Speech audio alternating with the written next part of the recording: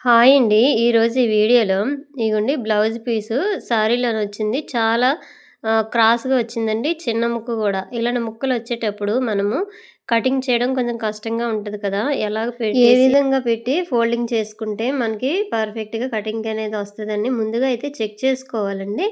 Check చేసుకొని మనం cut చేసామనుకోండి ఈజీగా ఉంటది. ఇగోండి చూసారు కదా! ఎంత క్రాస్ వచ్చేసిందో. ఇలాగా క్రాస్ వచ్చిన బ్లౌజ్ పీసుల్ని ఎలా కట్ చేయాలనేది నేనైతే వీడియోలో చూపిస్తానండి చూడండి. ఇలాగైతే ఫోల్డింగ్ చేస్తున్నాను. అంటే మనము ఏ విధంగా ఫోల్డింగ్ చేసుకుంటే మనం ఆల్రెడీ ముందుగా కట్ చేసుకునే లైనింగ్ ఉంటది కదా! ఆ లైనింగ్ పెట్టేసి మనం కట్ చేసుకోవడానికి ఏ విధంగా ఉంటదనైతే మనం ముందుగా అయితే చూసుకోవాలండి. ఇగోండి నేనైతే చూపిస్తాను. బ్లౌజ్‌కి ఇచ్చిన ఈ చివర 2 లేయర్స్ ఉంటాయి కదండీ! ఈ చివర, ఆ చివర 2 కరెక్ట్‌గా పెట్టేసుకోవాలి. చూసారు కదా! నేను పెడుతుంటే క్లాత్ అనేది తేడా వస్తుందో. ఈ విధంగా వచ్చిన బ్లౌజులు అయితే కొంచెం కష్టంగానే ఉంటదండి మనం కట్ చేసుకోవడానికి. ఇంకోండి నీట్‌గా ఇలా పెట్టేసుకోవాలి. అందులోకి ఇది సిల్క్ క్లాత్ గూడా. ఈ సిల్క్ శారీలకి వచ్చే బ్లౌజులైతే మనం కొంచెం కష్టంగా ఉంటాయి.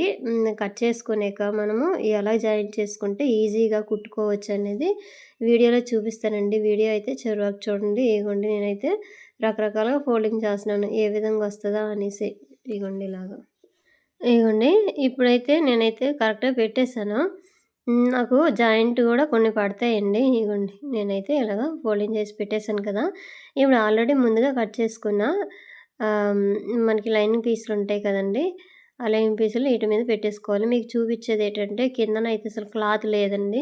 ఎందుకంటే ఇది క్రాస్‌గా వచ్చేయడం వల్ల మనకి చాలా క్లాతు ఇందులోన తక్కువైపోయింది. ముందుగా అయితే ఇగోండి హ్యాండ్స్ పెడుతున్నాననమాట. హ్యాండ్స్‌కి మనకి కరెక్ట్‌గా జాయింట్ అనేది రాకుండా నీట్‌గా ఇలా పెట్టేస్తున్నాను.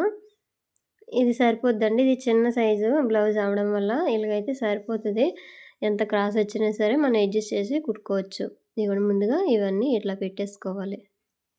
ఇదిగోండి బ్యాక్ పార్ట్ అయితే పెట్టేసాను కదా! ఇప్పుడు ఫ్రంట్ పార్ట్ ఎటువైపు సెట్ అయితదా అనేసి ఒకసారి చూసుకోవాలి. ఇదిగోండి ఫ్రంట్ పార్ట్ తీసేసుకొని నీట్‌గా ఇలా సర్దేసుకొని ఎటువైపు మనము పెట్టుకుంటే కటింగ్ అనేది కరెక్ట్‌గా వస్తదని చిన్న చిన్న సైడ్‌లో అయితే జాయింట్‌లనేది పడతాయండి. అది కుట్టేటప్పుడైతే పెట్టేసుకుంటే సరిపోతది. ఇంగోండి ఇలాగ పెట్టేసాను కదా! ఇప్పుడు ఇదే విధంగా మనం కట్ చేసుకోవాలనమాట.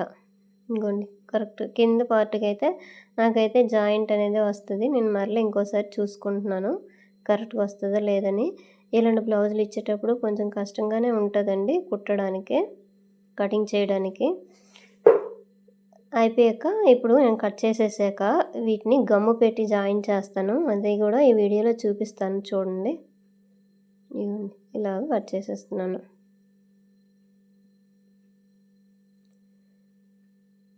ఇదిగోండి ఇలాగా. హ్యాండ్ అనేది కట్ చేసేసాను కదా! ఇప్పుడు బ్యాక్ పార్ట్ కట్ చేస్తున్నాను. ఇలాగ. బ్యాక్ పార్ట్ కూడా కటింగ్ ఇప్పుడు ఫ్రంట్ పార్ట్ అయితే కటింగ్ చేస్తున్నానండి. ఈ మిగతా క్లాత్ ఉంది కదా! ఈ ఒరిజినల్ క్లాత్ ఇందులోనే మనం జాయింట్స్ వేసుకోవాలి. షేప్ బెల్ట్లు ఇందులోనే తీసుకోవాలి. ఇంకా హుక్స్ పట్టి, కాజా పట్టి అవి అన్నీ ఈ చిన్న క్లాత్‌లోనే మనం అడ్జస్ట్ చేసుకోవాలండి. అయిపోయింది. కటింగ్ చేసాక ఎప్పుడైనా సరే మనము సిల్క్ క్లాత్ మనకి వచ్చిందనుకోండి బ్లౌజ్ కుట్టడానికి, అప్పుడు ఇలా గమ్ము పెట్టి జాయిన్ చేసుకుంటే చాలా ఈజీగా ఉంటదండి. ఇదైతే మెయిన్ టిప్ అండి. మనకు కొంచెం గట్టి క్లాత్‌లో వస్తే పర్లేదు. మిషన్ మీద అయితే డబుల్ స్టిచ్చింగ్ అయితే వేసేయొచ్చండి. ఇవి మాత్రం మిషన్ మీద అసలు ఆగవండి, జారిపోతూ ఉంటాయి. అందువలన మనము ఫ్యాబ్రిక్ గమ్ అంటే మనకి షాప్‌లో ఇస్తారండి మెటీరియల్ షాప్‌లో. ఇగోండి టైలరింగ్ మెటీరియల్ షాప్‌లో ఇస్తారు కదా! అవి తెచ్చేసుకొని చిన్న చిన్న డాట్స్ ముందుగా అయితే మనం ఒరిజినల్ క్లాత్‌ని పెట్టేసుకొని దాని మీద ఇగోండి నేనైతే లైనింగ్ పెడుతున్నాను. మన ఇష్టమండి. ముందైతే లైనింగ్ పెట్టేసుకోవచ్చు. లైనింగ్‌కి గమ్ పెట్టేసి ఒరిజినల్ క్లాత్ అయినా దాని మీద పెట్టి అంటించవచ్చు. ఈ విధంగానైనా అంటించుకోవచ్చండి.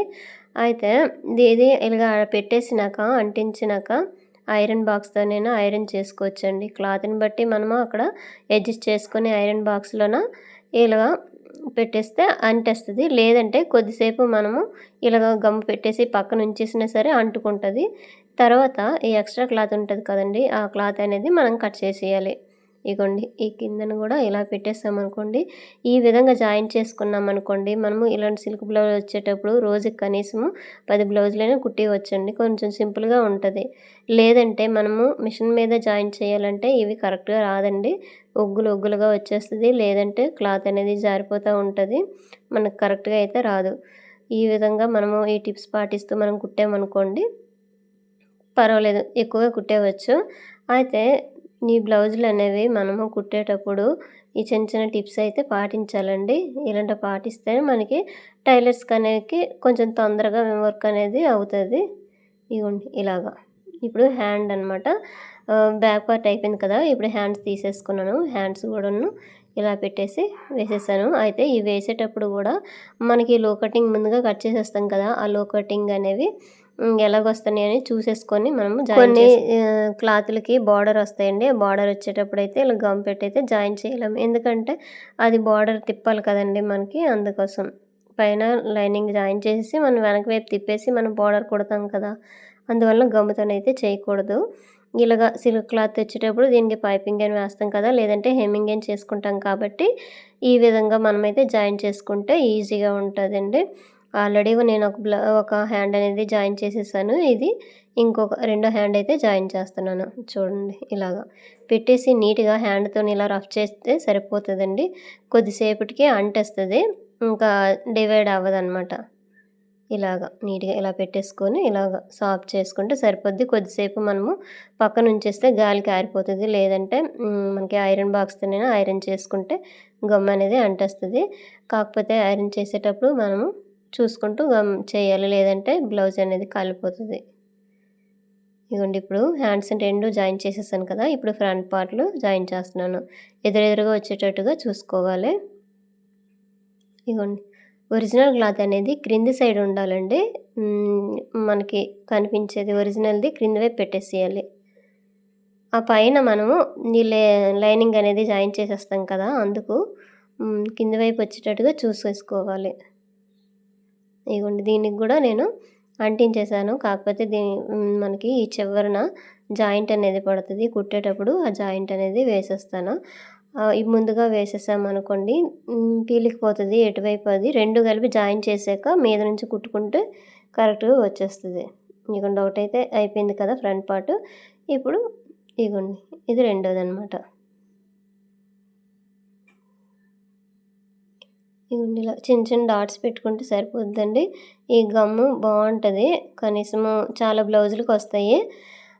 ఈ గమ్‌లోన మనకి కోన్ షేప్‌లో గూడా వస్తున్నాయండి ఇప్పుడు. ఇదైతే డబ్బా ఇగోండి ఇలాగా పెట్టిస్తే అయిపోతది.